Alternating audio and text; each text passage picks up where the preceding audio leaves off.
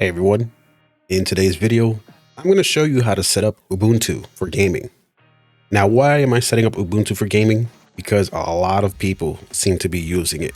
We don't want to leave anyone behind. If they're able to game and game properly, then I call that a win.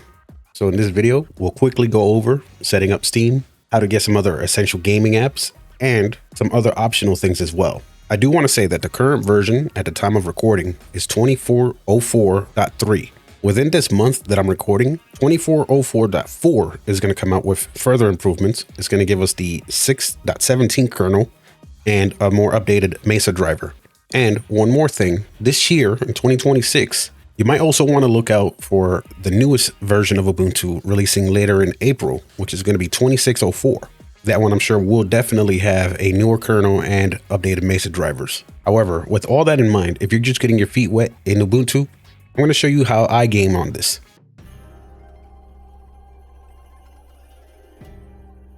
After selecting Ubuntu from our boot menu, we're now taken into the desktop where we're going to select our language. We have some accessibility settings here. I'm going to go ahead and select my language, English US. We're going to connect to the internet using a wired connection. We're going to update the installer. Let's close it and relaunch it. Same steps. We're going to do the interactive installation, as the automated installation is something a little more specific for people who need to deploy the same image on multiple systems. We can do just the essentials with the web browser and basics, or we can just go ahead and select the extended selection, which is going to give us office tools, kind of like the entire LibreOffice suite and other things. This is a personal preference. This was selected as the default, so I'm going to choose this as the default. I want to click both of these things together. We need these third-party softwares and media codecs for our experience to be good. I'm going to go ahead and select a disk. Make sure you select the disk you want erased here. This is a great example because I have multiple disks in this system. As you can see, I have about three or four, and I want it on this disk in particular. Click next. Put your name and your password. We're not going to use anything else. We're going to require our password on login, and we'll hit next. Get your location. And you have a summary of what's going to happen. I'm ready for this, so we're going to click install. All right, now, once we're done, we're going to go ahead and hit restart now.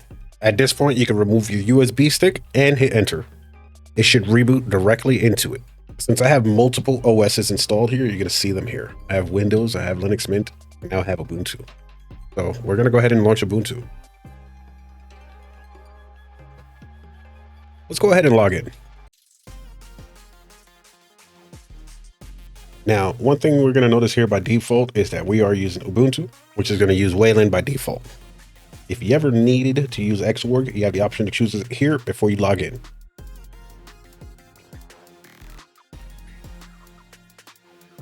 From here, we're going to go ahead and click next on the welcome screen. We don't need to enable Ubuntu Pro. If this is something that you need, explore it for yourself. You can choose to share information with them. I always err on the side of privacy, so I'm going to go ahead and hit no. And it says we can get started with more applications. Let's open up the App Center and let's finish up over here. First thing we're going to want to do, like we do with any distro, update everything. From the App Center, we have some updates we can manage here. Let's recheck the updates, and as you can see, we have all of this that needs to be updated. We'll go ahead and update all. These are not all of the updates though. I will show you the others. All right, so now it appears everything here has been updated. We're going to go ahead and close this. And there is another update we're going to open up. We're going to go to Software Updater. All right, now after I found the updates, you can take a look at what is going to update here, and you can go ahead and install it now. And now once your software is updated, we're going to go ahead and click OK. In some cases, when it updates the kernel, you're going to have to restart your computer. In this case, it didn't ask me to do it, so we're not going to do it. I just went ahead and changed the theme a little bit. This is nothing really too important to show you here, but we're going to go ahead and move on. Now, one thing we're going to do before anything else is we're going to check our resolution on our desktop. We can go to display settings. Make sure that your resolution and your refresh rate match your desktop. In the settings, we're going to type mouse and touchpad. Mouse acceleration, we're going to turn that off because we're gaming.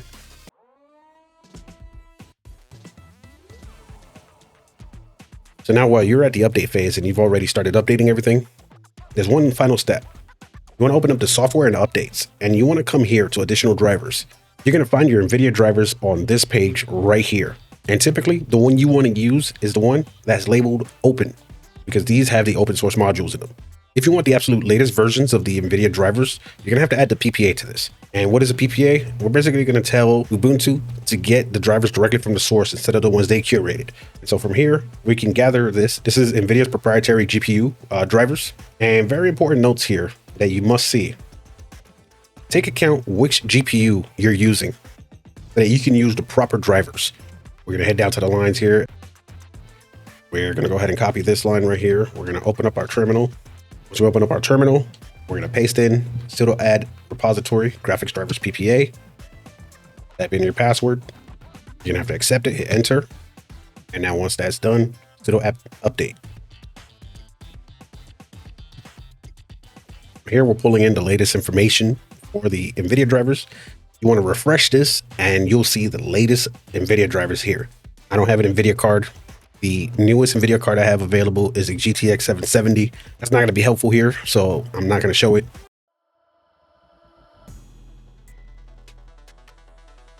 Now, since we're on the topic of drivers, let's talk about the AMD drivers and Intel. So basically, we use Mesa if we're on AMD or Intel. And as you can see, we have version 25.2.8 that ships with this version of Ubuntu. As you can see, the latest version of Mesa at the current time of the recording is 25.3.4. We're a few versions behind.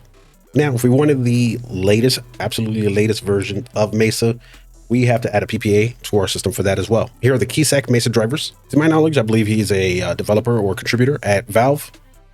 He makes these available for us. We'll go ahead and copy and paste this into our terminal. We're gonna add this repository. We're gonna hit enter to accept it. And then we'll update after. And every time you do these, you're gonna have to restart your computer. Again, if you absolutely need the latest Mesa drivers, this is what you're gonna have to do on Ubuntu. Next step is sudo apt upgrade, hit enter. We're taking a look at our system settings, and as you can see, we're on kernel version 6.14.0. Now this has the latest hardware enabled in the stack, so any of the latest hardware that's available now will work out of the box on Ubuntu. The one thing you're gonna need is those graphics drivers for Nvidia and for AMD. If you want the absolute latest kernel version for Ubuntu, we're gonna have to add a repository for that. Now, there's two ways you could go about this.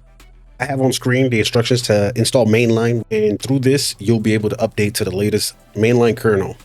Now, the other very optional thing you could do is install XanMod, which is great for Ubuntu-based systems. It gets a little involved if you want to do it for NVIDIA. It gives you instructions here on how to do it.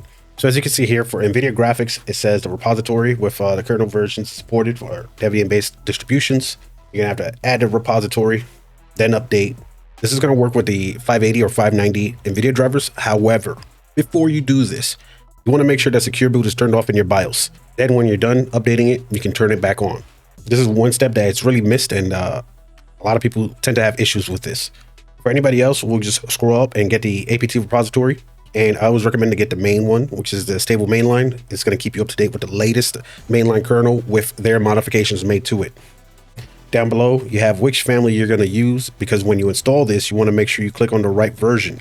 As you can see, the line says V3, and you want to make sure that your CPU falls in the proper category. If you're using a V2, use V2 at the end. If you're using V4, use V4 at the end.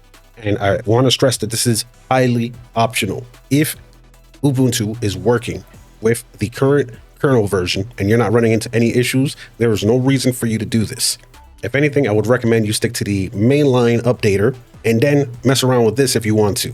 Make sure you back everything up when you make these changes as well, because sometimes you may not get back into a desktop.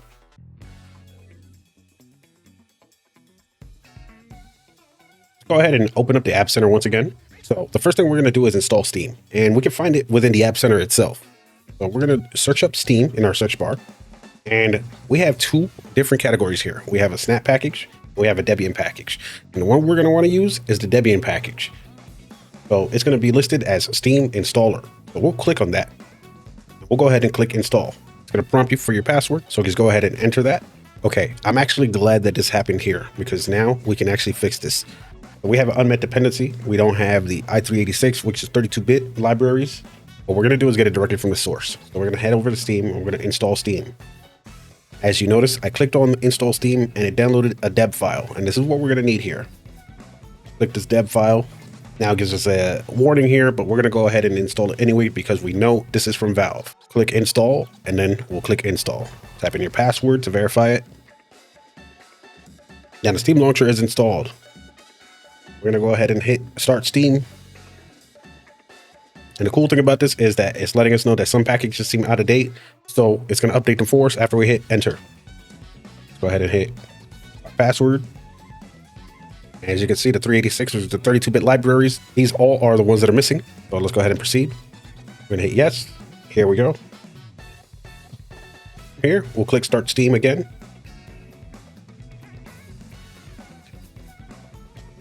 Close this in the back.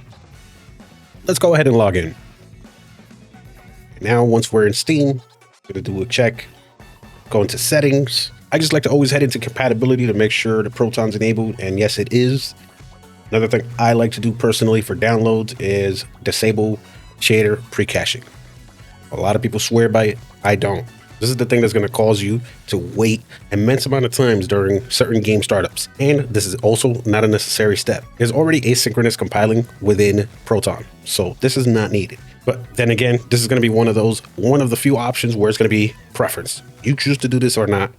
For me, it literally makes no difference whether I have this on or not. The only thing that changes is the amount of time it takes for me to launch my game. From here, you're already most of the way ready to game. I'm going to drop a resource right here. Now, once you establish which games you can play or not, go ahead and install them and have fun. However, we're not going to stop the tutorial here. We have a few more things to go over.